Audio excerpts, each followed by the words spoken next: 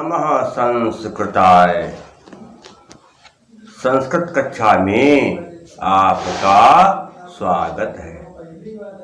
मैं प्रतीत Ram Verma, assistant professor, Shri Gandhi महाविद्यालय सिधौली सीतापुर।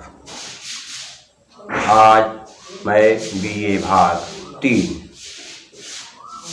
के अंतर्गत संस्कृत में महाकवि माघ विरचित शिशुपालवधम महाकाव्य का प्रथम अंक आपको पढ़ाने जा रहा हूँ। पिछले अंक में मैंने आपको पढ़ाया था कि नारद मुनि आकाश मंडल से नीचे की ओर उतर रहे थे, अर्थात पृथ्वी की ओर आ रहे थे, और भगवान श्री कृष्ण अपने साथियों के साथ अपने घर के सामने बैठे हुए थे। उन्होंने जब नारद जी को आकाश मंडल से उतरते हुए देखा तो पहले तो उनको समझ नहीं पाए। जब नारद जी थोड़ा नीचे आ गए और उनके अंग प्रत्यंग सारे स्पष्ट होने लगे तो सब लोग जान गए कि ये नारद जी। नारद जी थोड़ा आकाश से नीचे आ रह गए थे, लेकिन पृथ्वी पर नहीं पहुंचे थे। उस समय नारद जी अपने हाथ में वीणा लिए हुए थे और नारद जी वीणा को बजा रहे थे। वीणा के ऊपर एक स्फटिक मणि की माला भी रखी हुई थी। तो ऐसी स्थिति में नारद जी जब नीचे की ओर आ रहे थे तो कैसे लग रहे थे, इसका वर्णन इस श्लोक में किया है। देखिए, अजस्त्रमास फालित वल्लकी गुण क्षतोज्ज्वलांगुष्ठ नखांसु भिन्नया पुरः प्रवाले पूरितार्धया विभांत मच्छ इस फटिकाक्ष मालया। अजस्त्रमय लगातार आस्फालित बजाई गई वल्लकी माने वीणा के गुण माने तारों के छतों माने रगड़ से उज्ज्वल काट्या की उज्ज्वल का वही की बहुत ही चमकदार अंगुष्ठ अंगूठे के नखा माने नाखून की अंश माने किरणों से भिन्न माने मिली हुई, नाखूनों के कांति से मिली हुई। और नाखूनों की कांति कैसी? लाल लाल। पूरा माने सामने, प्रवालय मूंगा पत्थर यू माने समान, पूरी तार है आधे, पूरी तार में पूरे माला पूरी हो उसमें आधे मूंगा पत्थर हो। विभांतम माने शोभायमान, स्वच्छ इस फटिकाक्ष माला में स्फटिक माला से या स्फटिक माला से। नारद जी वीणा को हाथ में लिए हुए थे और वीणा के तारों को अपनी अंगुलियों और अंगूठे से नारद जी वीणा के तारों को दबा रहे थे। तो ऐसी स्थिति में अंगूठे की रगड़ तारों पर पड़ रही थी। किसके तारों पर? वीणा के तारों पर अंगूठे की रगड़ पड़ रही थी। ऐसी स्थिति में अंगूठे के नाखून की लाल लाल कांति स्फटिक माला के ऊपर बीच बीच में पड़ रही थी। ऐसे बजा रहे तो बीच बीच पड़ रहे थे। उठाया फिर दबाया, जब दबा दिया तो पड़ गई, ऐसे दबा दिया, और जब उठा दिया तो फिर हट गई।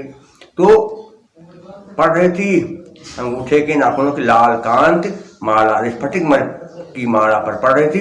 इसलिए वो स्फटिक मणि की माला देखने में ऐसी लग रही थी कि उस माला में भी एक स्फटिक है, फिर एक मूंगा पत्थर, एक स्फटिक एक मूंगा पत्थर, यानी आधे स्फटिक और आधे मूंगा पत्थर, यानी कि लगातार स्फटिक।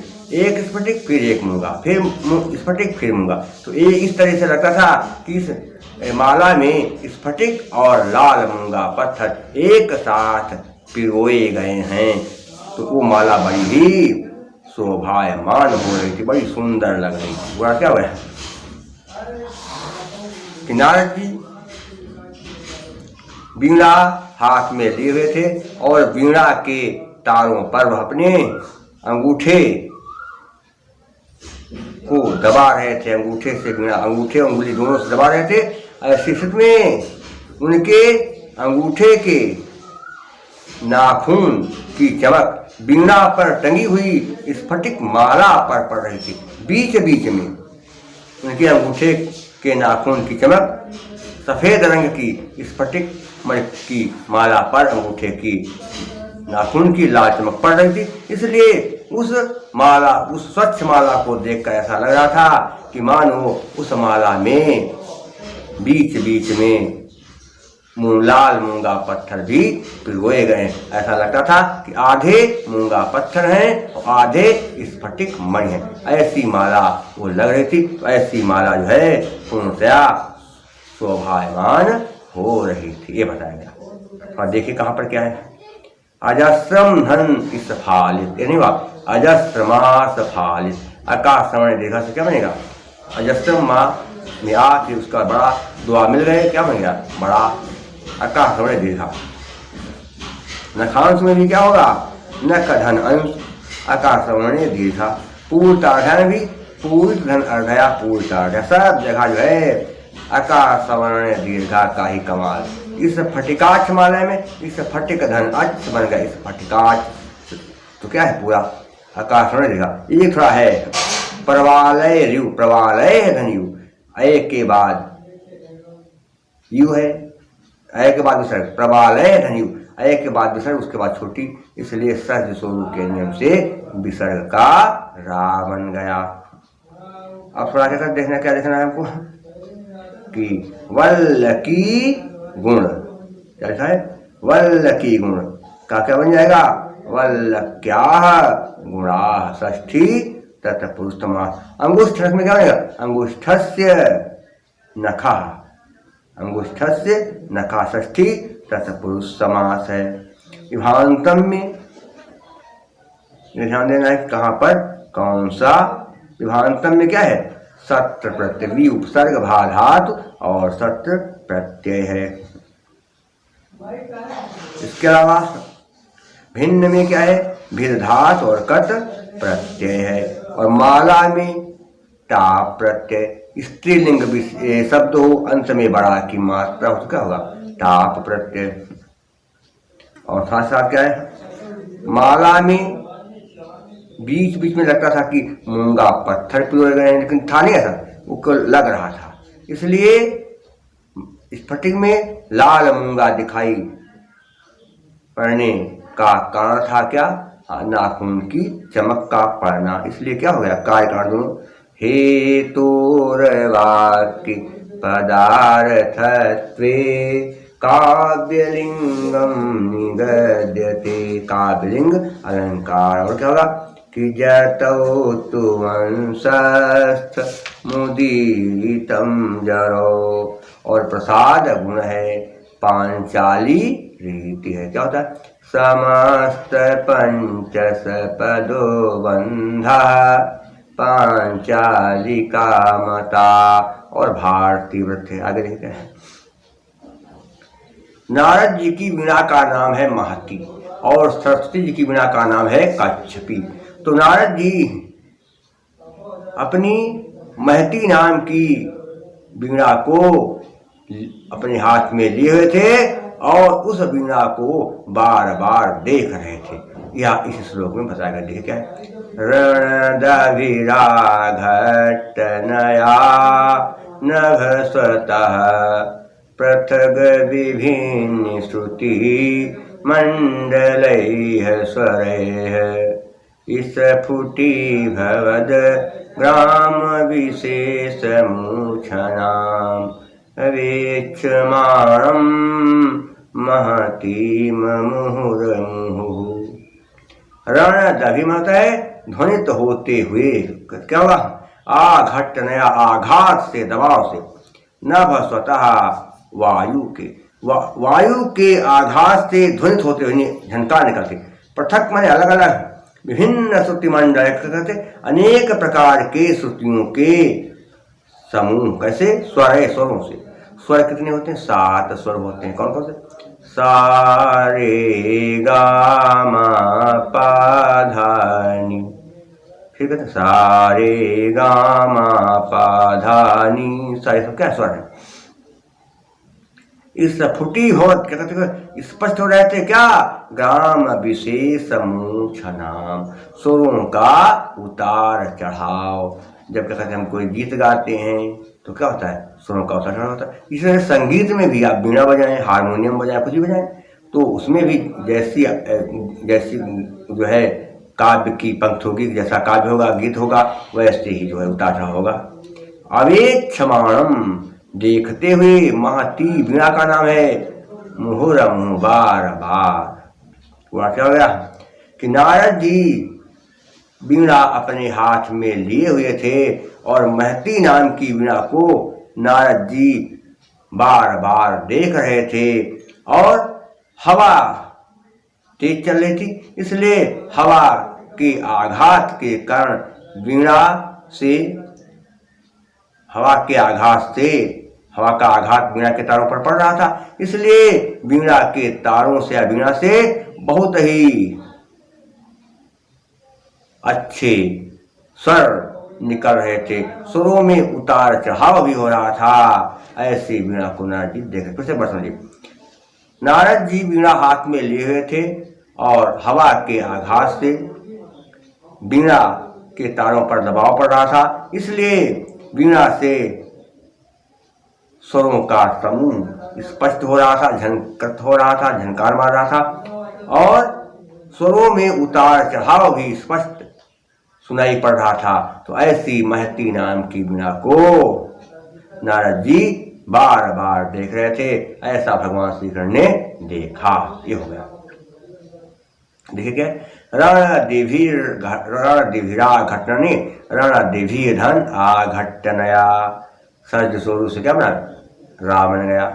देखिए क्या है, पृथक विभिन्न नहीं है, पृथक विभिन्न लिखा है, लेकिन ऐसा नहीं, पृथक धन विभिन्न का के बाद हुआ है, इसलिए झलाम जसोवंते सूत्र के नियम से का गा बन गया। नियम क्या है कि झल प्रत्येक वर्ग के आगे के 4 अक्षर से, का खा गा घा चा छा जा झा, ये सब क्या है? झल, आगे क्या अक्षर। झलों के साथ किसी के संग होने पर झल अपने वर्ग के तीसरे वर्ण में बदल जाता है। तो का क्या बन गया? गा, झलांशो अंत्य। और देखो क्या है, भावत ग्राम, बहुत ग्राम नहीं, भावत ग्राम, यहाँ पर भी झलाम जसो अंत्य का दा बन गया। अब थोड़ा देखना क्या कि समास कहाँ है? श्रुति मंडलय है, क्या बनेगा इसका? श्रुति मंडलय में श्रुति नाम मंडलानि, षष्ठी तत्पुरुष समास है।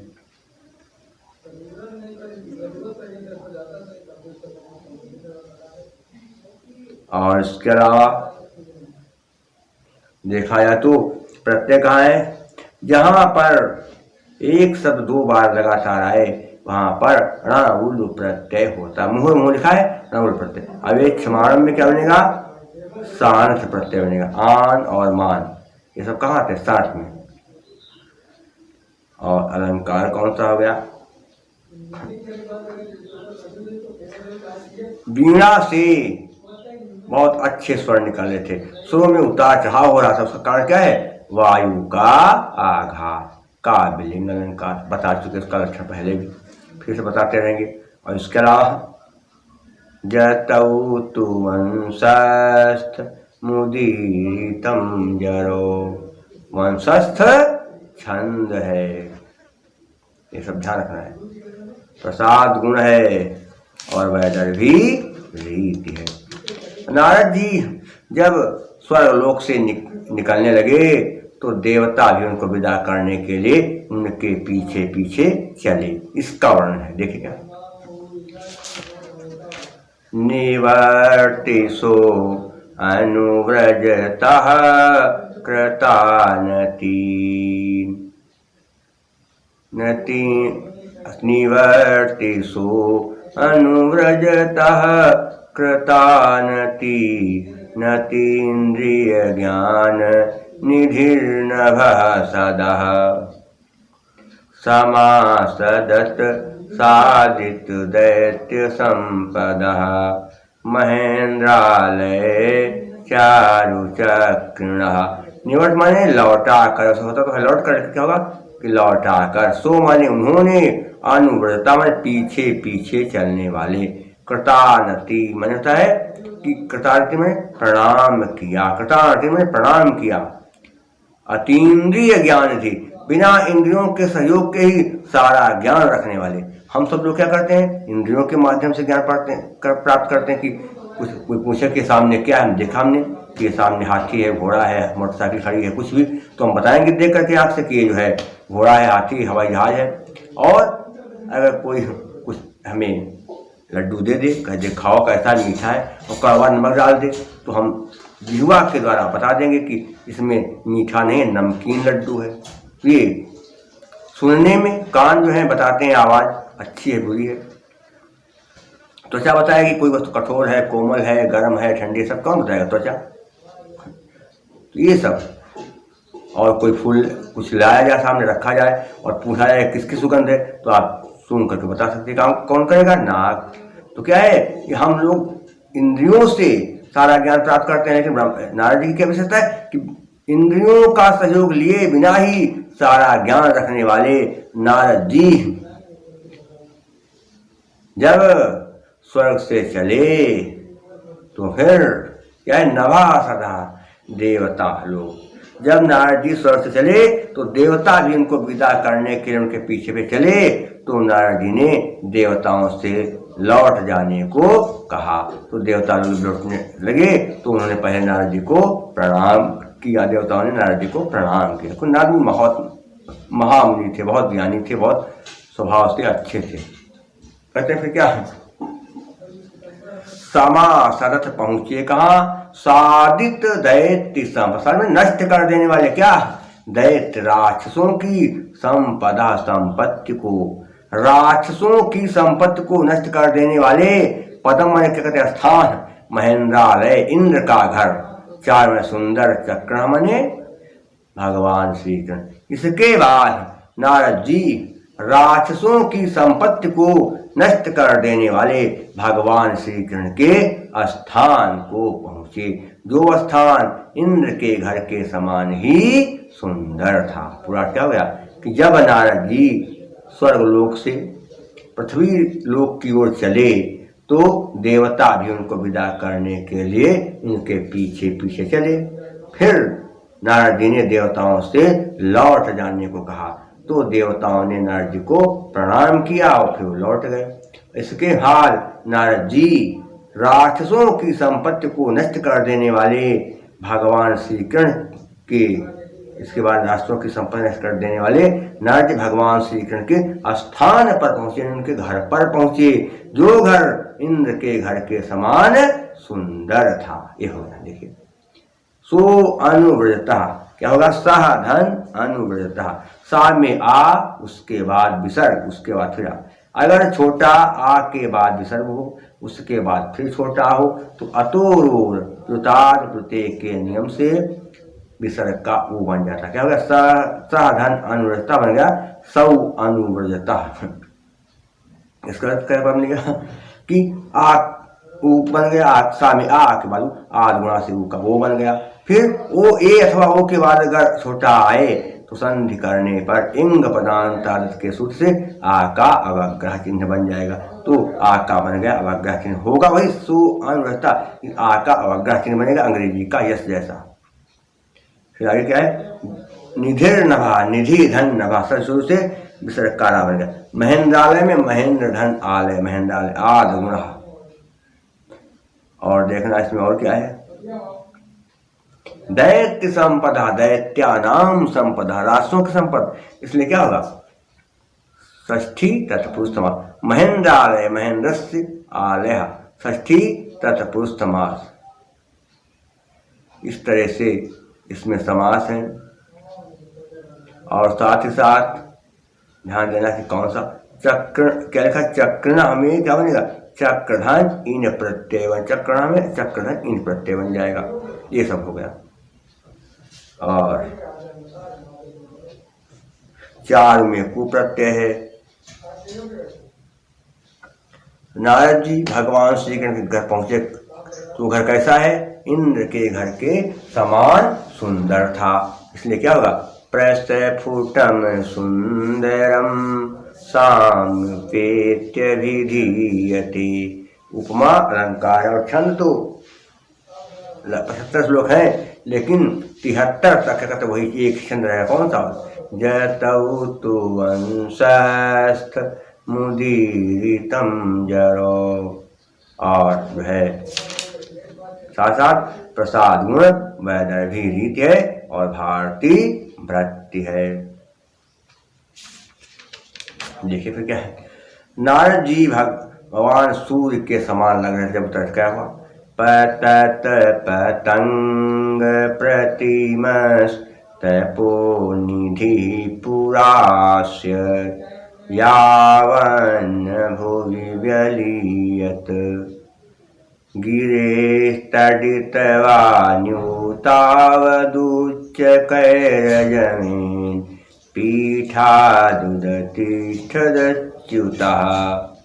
पतत माने उतरते हुए, पतंग माने सूर्य के प्रतिमा के समान, तपोनिधि तपस्या के भंडार, पूरा अस्य, क्या है कि पूरा अस्य, पूरा माने सामने, यस्य माने उनके, यावन ने यावत धन ना, ये रो अनुनासिकों के नियम से अवता का ना बन गया।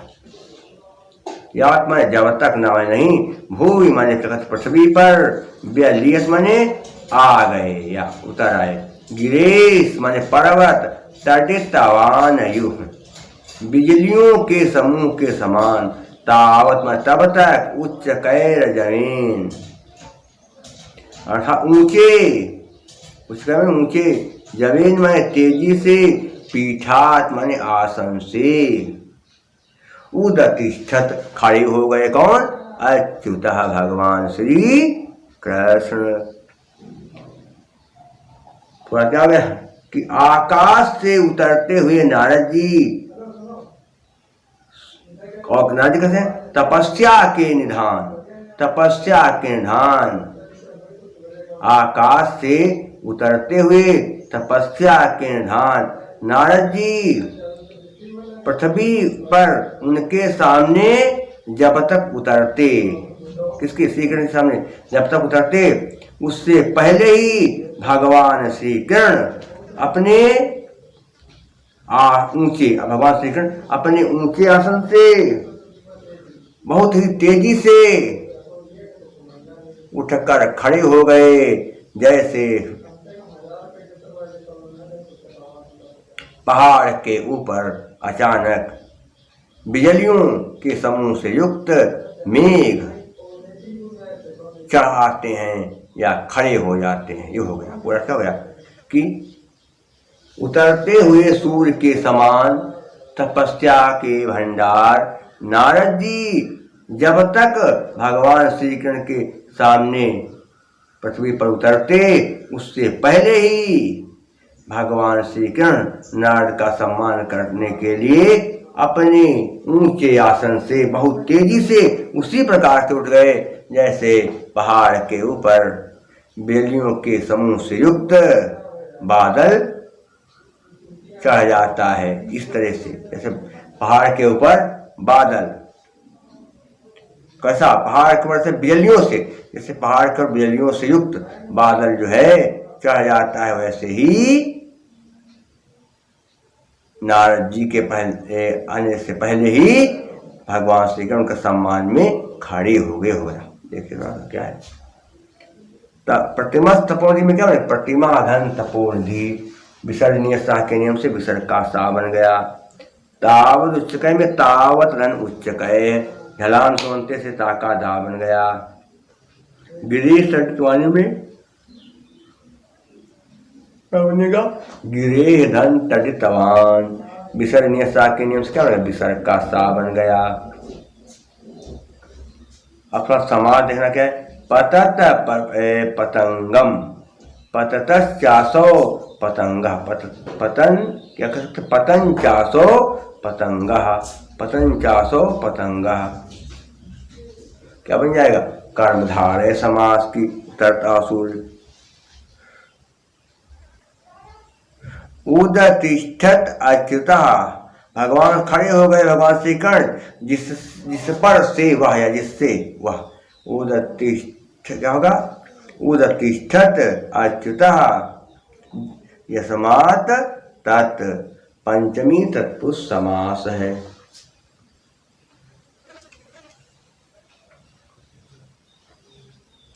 और ये देखना समास प्रत्यय कहाँ पर है, निधि में निधन धाधन की प्रत्यय है। और इसके अलावा कौन सा प्रत्यय बन जाएगा, ध्यान दे तो, तडितवान में तडित धन मतु प्रत्यय है। और इसके अलावा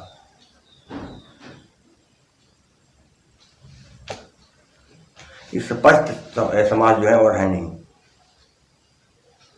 और प्रत्यय भी विशेष नहीं है कोई खास। क्या है, तपो निधि, निधि में क्या की प्रत्यय है, ये हो गया प्रत्यय। अलंकार कौन सा है दिखना है, नारद जी की समानता पहाड़ के मेघ से की गई, इसलिए क्या होगा, प्रस्तफुटम सुंदरम साम्येत्यभिधीयते, उपमा अलंकार है। प्रसाद गुण वैदर्भी रीत है और वंशस्थ छंद है।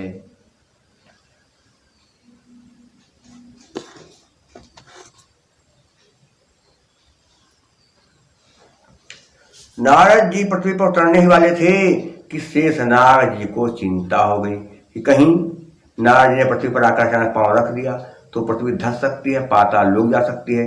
इसलिए शेषनाग जी अपने साथियों के साथ फन के ऊपर पृथ्वी को ऊपर उठाए हुए थे। वही चीज है, देखिए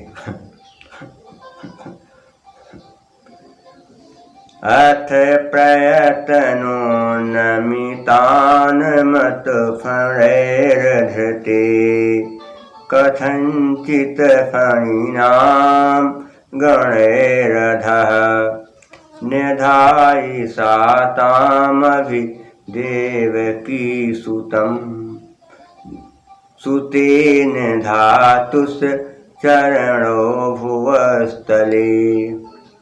अर्थ हमारे इसके बाद कि जब नारद जी आकाश मंडल से निकल पड़े और पृथ्वी की ओर आने लगे, इसके बाद प्रयत्नों मैंने प्रयास करके उन नमिता क्या हो गया कि उठाए हुए थे लेकिन नामत झुक रहे थे, फणे फन धरते फणे धरते माने धारण किए। शेषनाग जी अपने फनों को अपने साथियों के साथ प्रयास करके ऊपर उठाए हुए थे, लेकिन वो फन सब नीचे की ओर जो है धस रहे थे।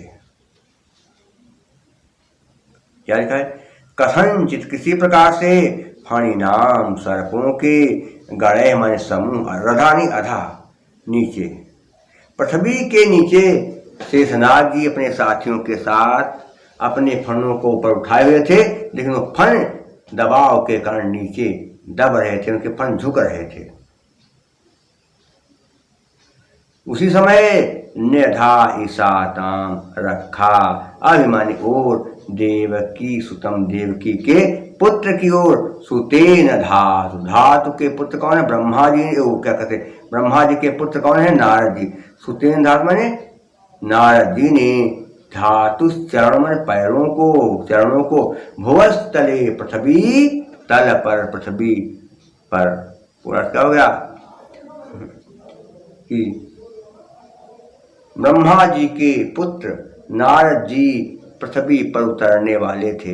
ये सोच करके शेषनाग जी ने अपने साथियों के साथ पृथ्वी के नीचे अपना फन लगा दिया और फन को ऊपर उठाए थे, सोच रहे थे कि अगर अचानक रख दिया तो पृथ्वी धस जाएगी, तो वह फनों को ऊपर उठाए हुए थे, प्रयास कर रहे थे कि पृथ्वी हमारे फन नीचे ना आए, लेकिन फिर भी भारी भार के कारण शेषनाग जी के और उनके साथियों के फन नीचे की ओर झुक रहे थे।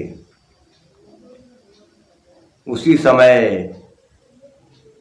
ब्रह्मा जी के पुत्र नारद जी ने भगवान श्री कृष्ण के सामने अपने दोनों चरणों को, अपने दोनों पैरों को रखा। ये हो गया, अपने चरणों को भगवान श्री कृष्ण के सामने रखा। पूरा क्या हो गया कि शेषनाग जी अपने साथियों के साथ फनों के ऊपर पृथ्वी को उठाए हुए थे, फन ऊपर किए थे, लेकिन दबाव के कारण उनके फन फिर भी झुक रहे थे। उसी समय ब्रह्मा जी के पुत्र नारद जी ने भगवान श्री कृष्ण के सामने अपने पैरों को पृथ्वी पर रखा। ये हो गया। तो देखिए कहाँ पर प्रयत्नोन्नमिता में आद गुणा है, प्रयत्न धन उन्नमिता, और इसके अलावा धातु चरणों में धातु धन चरणों, विसर्जनीय से सह के नियम से विसर्ग का सा बना, फिर दंत सा का ताल विसा स्तो स्तुना स्तु के नियम से बन गया। देवकी सुतम में क्या बनेगा? देवक्या सुतम, षष्ठी तत्पुरुषतमास। और इसके अलावा देखा जाए तो और कहाँ पर हो सकता है, कोई विशेष नहीं है, केवल मुख्य ही है देवकी स्तंभ में ही। प्रत्यय क्या है? देवकी में टाप, वो क्या कहते हैं, देवकी में अंगी प्रत्यय है, और उन्नमिता में उद धन नम धन ऋच धन कथ प्रत्यय। उन्नमिता में क्या है? ऋच और कथ, उद धन नम धन ऋच धन कथ। धातु में कु प्रत्यय है, और जो है क्या कहा जाए कि भगवान श्री कृष्ण ने अपने पैरों को पृथ्वी पर रखा, नारद जी के सामने रखा, इसलिए कार्य, और क्यों रखा ये तो नहीं है, क्यों रखा भगवान श्री कृष्ण सामने नारद जी ने अपना पैर क्यों रखा, कार्य तो है, कारण नहीं, इसलिए क्या होगा? क्रियाया प्रतिषेधे फल व्यक्तिर विभावना, विभावना अलंकार है, और वंशस्थ छंद है, प्रसाद गुण और पांचाली रीति है। बता चुके समस्त पंचस वधो, समस्त पंचस पदो बंध पांचालिका मता।